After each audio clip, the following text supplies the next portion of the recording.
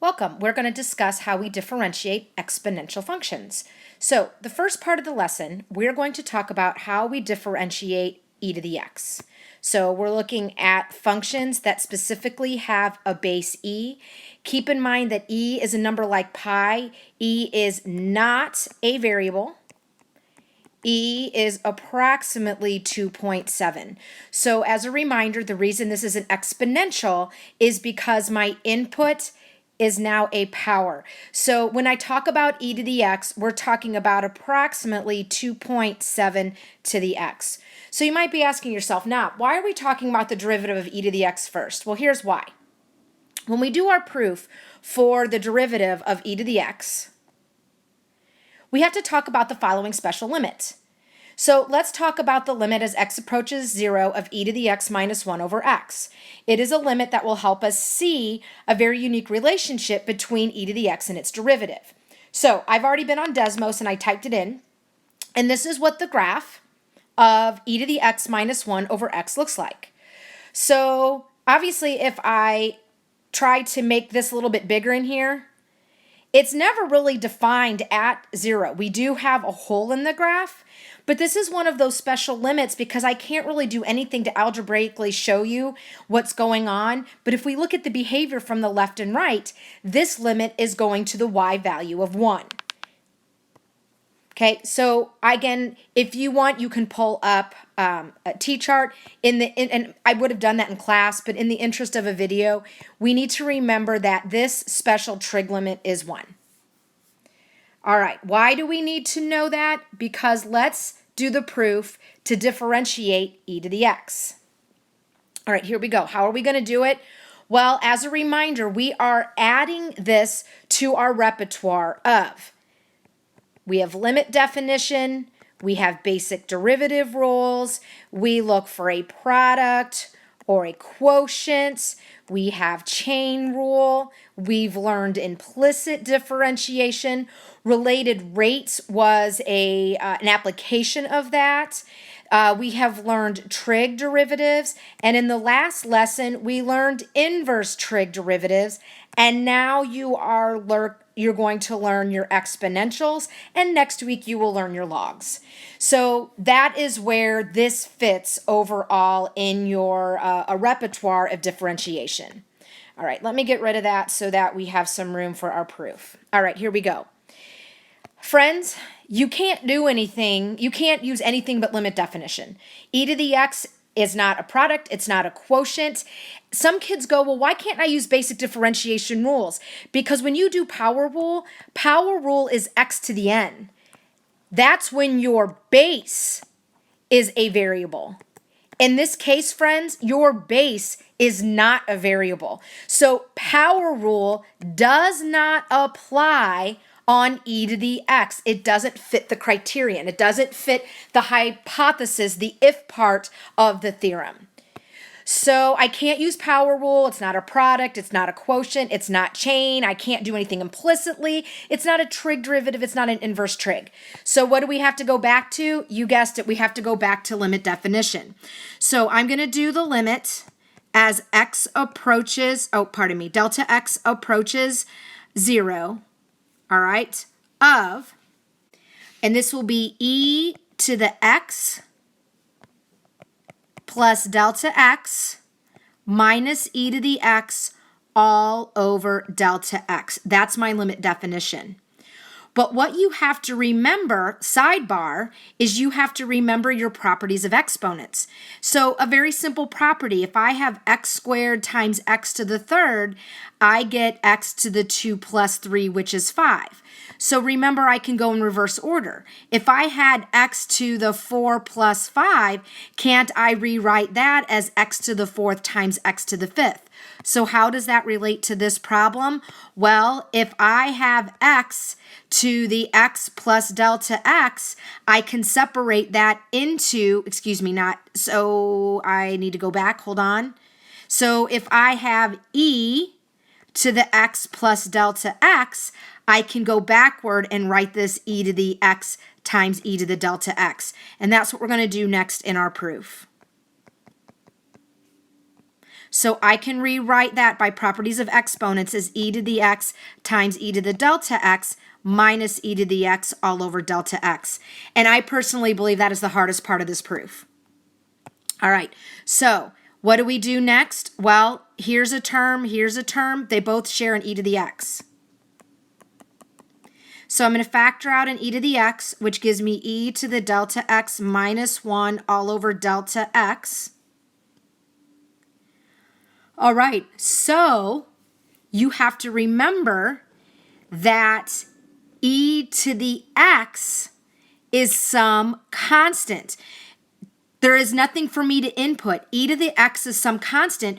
So by constant multiple rule, I can go ahead and bring the e to the x to the outside because the limit as delta x approaches 0 of any constant is just the constant.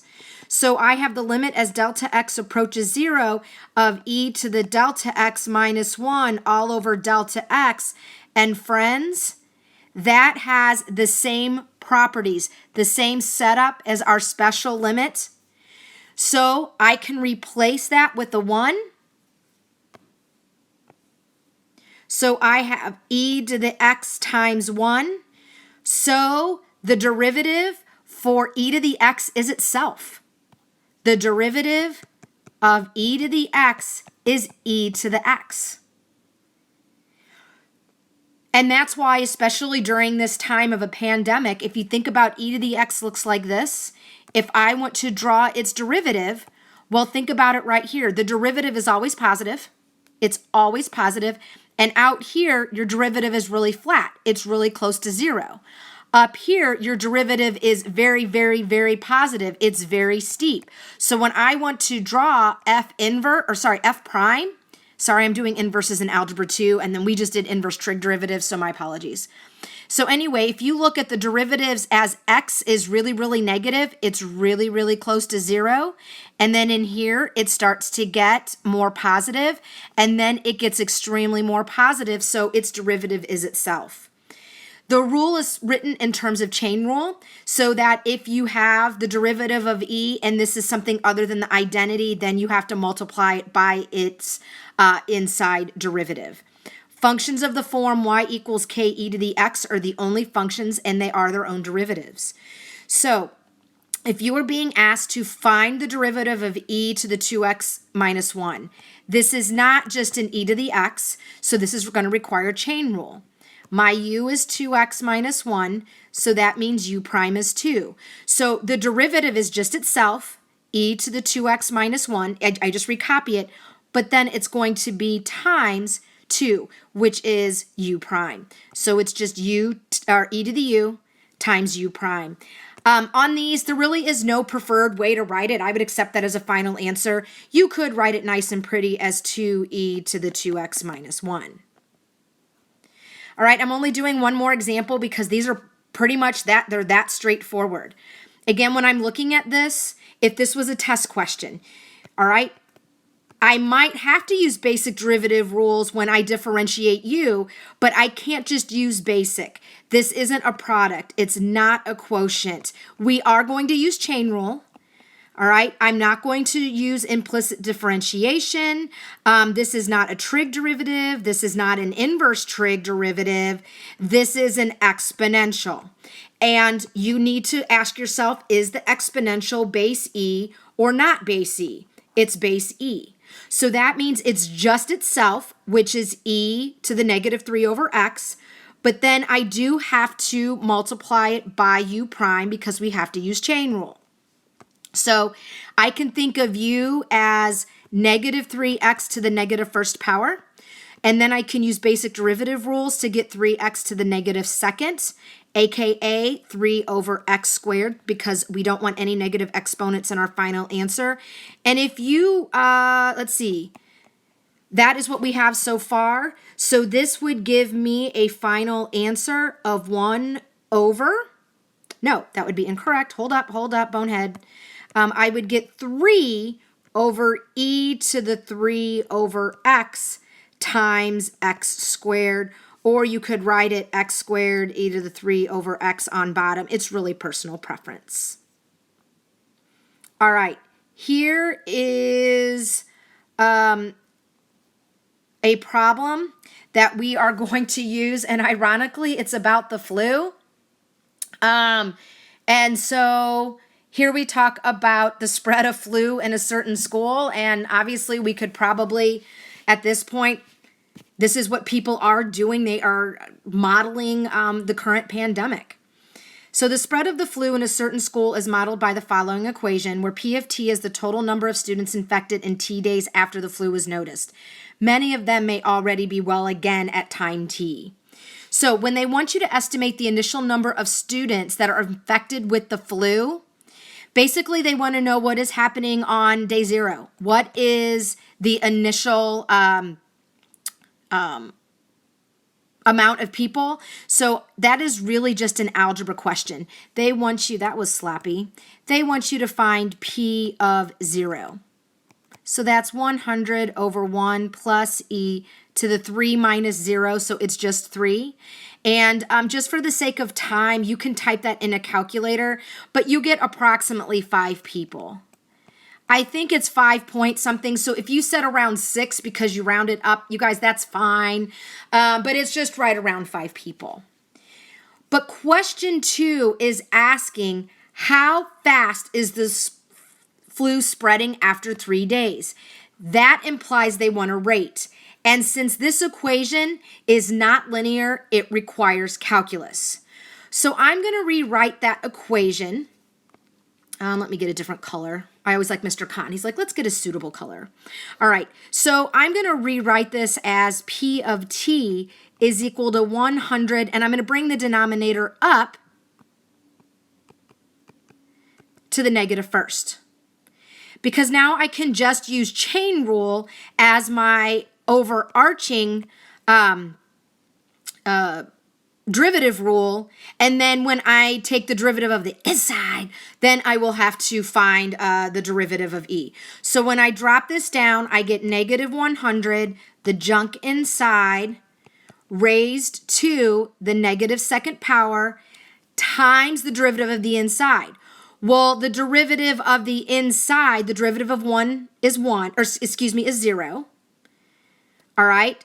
0 plus e to the 3 minus t. So the derivative of that is e to the 3 minus t, but now I have to multiply it by the derivative of 3 minus t, which is negative 1. You are welcome to simplify that, but I didn't. The question was asking how fast is the flu spreading after 3 days. So P prime of 3 is negative 100 times 1 plus e to the 0 raised to the negative second power times e to the 0 times negative 1. And you guys, I just plug that into a calculator and you get 25 people per day.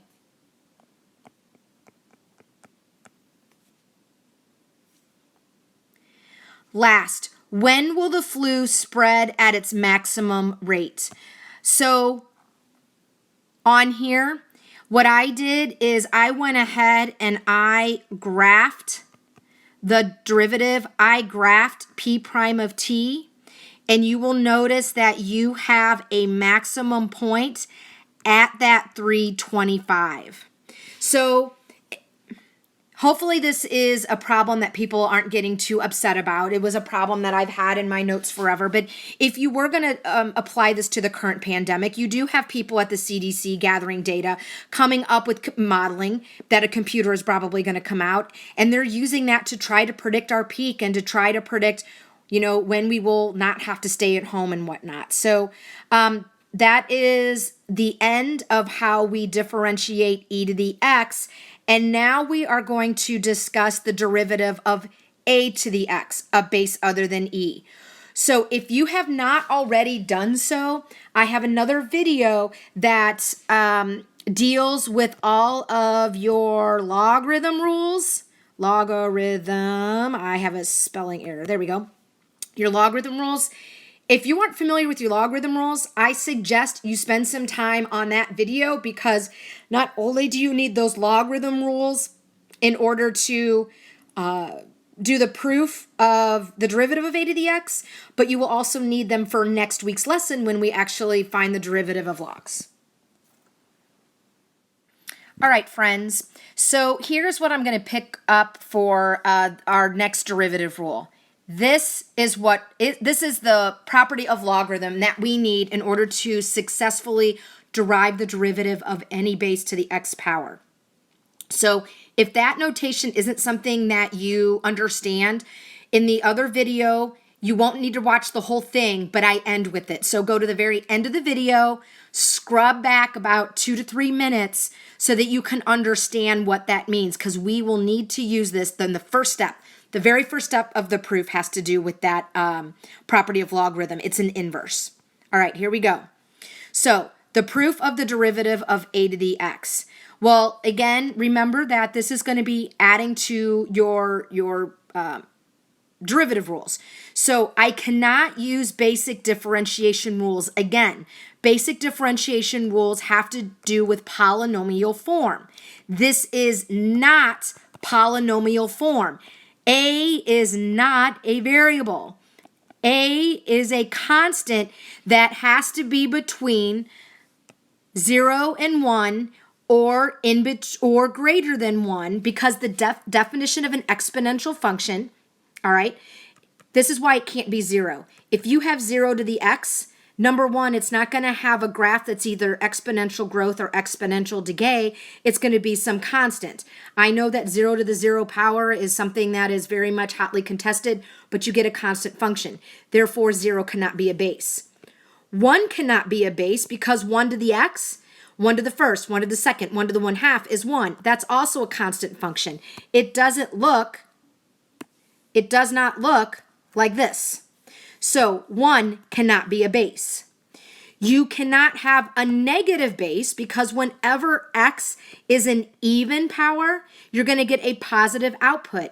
But when it's an odd power, you'll get a negative output. So it starts to oscillate, and you do not end up with that shape of the graph. So this was one hot mess, but as a reminder that when we talk about the derivative rules, we're talking about the derivative rules for something like 2 to the x or 1/2 to the x. Your a value is a value between 0 and 1 or greater than 1.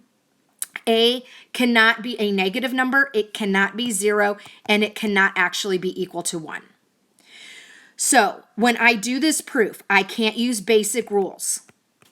Hopefully you figured that out. The base is not an unknown. This is not polynomial form. This is not a product. It's not a quotient. We'll deal with its chain rule definition in a minute. I'm not going to use implicit or trig or inverse trig. So the only thing I have at my disposal is limit definition, but I also have my derivative rule for e to the x. So this is where this inverse comes in. There is a way for me to rewrite a to the x. I can rewrite x, and I can change it to base e if I take it e to the natural log. Think about what that means. A and log a. I'm just going to be in base e. So e and base e, which we would write as ln, satisfies that condition. And then I would have a to the x. So in other words, these two things cancel. Therefore, a to the x is equal to a to the x. That's why that works. That is the hardest part of this proof. So if you are sit on it, if you're like, I don't get it. Ultimately, if it's, I get it. We're in e-learning, and if we were in class, I could show you different ways. But those two, what I have written on the left and what I have written on the right, those are equivalent statements because e and the natural log undo each other. They're inverses, leaving you with a to the x. Okay, what are we going to do next? We're going to differentiate both sides. So when I differentiate a to the x, all right, we're going to develop that rule. And when I differentiate e to the natural log of a to the x, I can use my derivative rules to differentiate that because we're in base e. So I'm going to write it as is, e to the natural log of a to the x, but then I have to multiply it by the derivative of the natural log of a to the x. Well, as a reminder, I can take this x by properties of logarithms, specifically my logarithm of, no, that was right. My bad. My logarithm of a power, and I can rewrite this as e to the natural log of a to the x times the derivative of x, the natural log of a. All right. Well, when I differentiate this, the natural log of a is a constant. Remember that a is a number that is in between 0 and 1 or greater than 1. So I can use constant multiple rule and pull that out. So I get e to the natural log of a to the x times the natural log of a times the derivative of x. Well, that's just 1.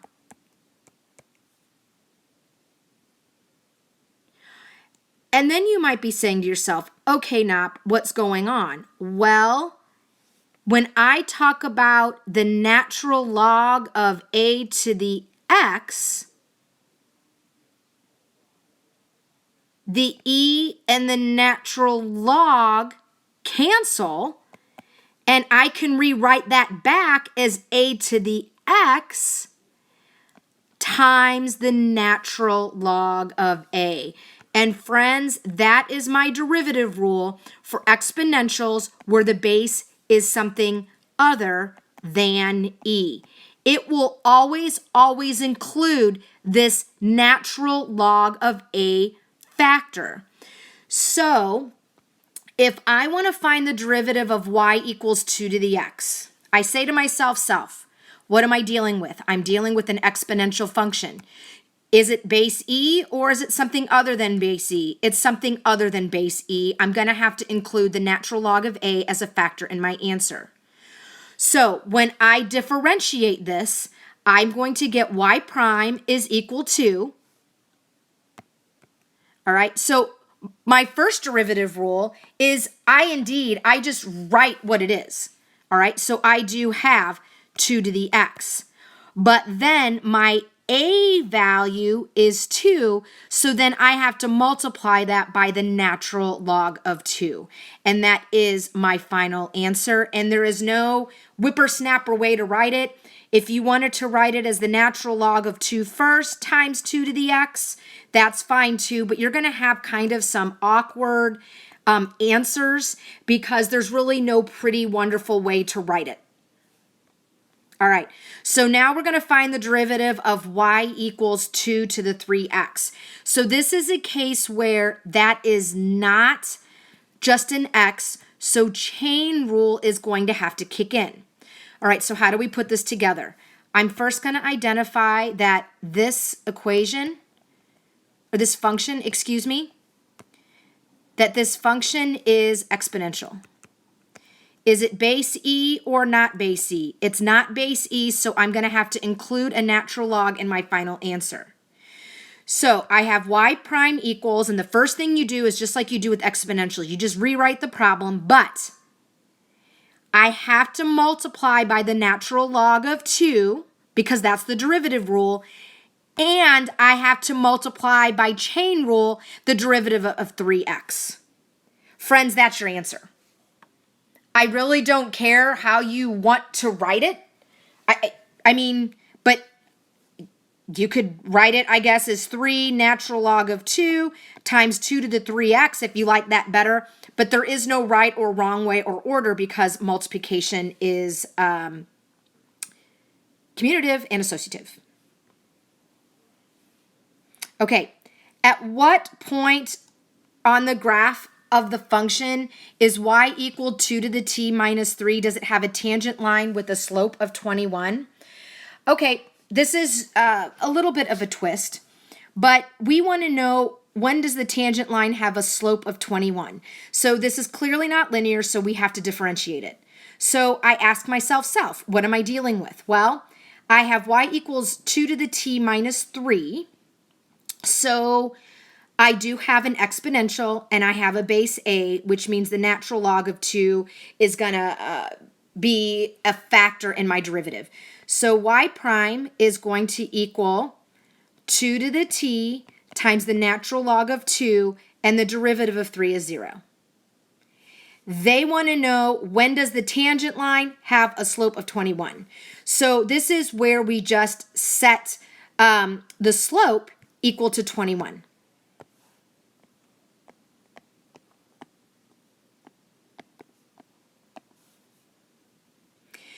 So there are a variety of ways to solve at this point, especially if you have a calculator with a log key.